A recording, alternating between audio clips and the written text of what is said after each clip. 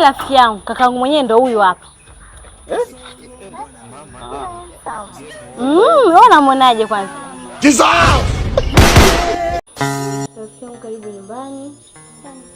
Pia pole sana kwa msiba. So msiweza kuzuia kwa sababu kuna changamoto kidogo zilitokea. Hamna shida hivyo rafiki yangu pia. Unajua tena mume wangu amekufa.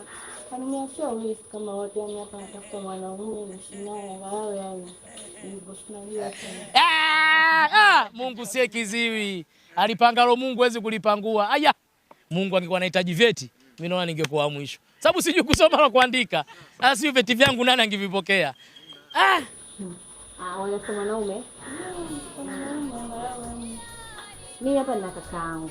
Kakaangu kwetu nyumbani naishi naye. Ana mwanamke yote. Nilipenda kufa. Basta kwa ni jambo la heri. Mungu moja mimi naona kwa. Wewe msijifunze.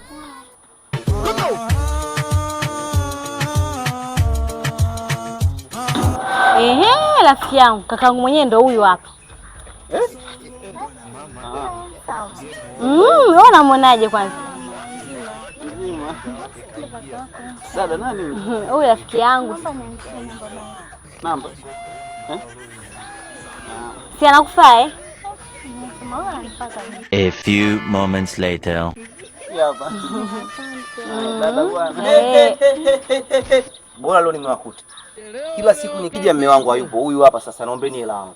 Sielewi, naombeni hela yangu. Mmenisumbua sana. 6 mwezi uliopita na mwezi huu. Nisema huyo kakako. Kaka yake vipi? Kaka yake vipi mjomba? 6. Shabuma tayari.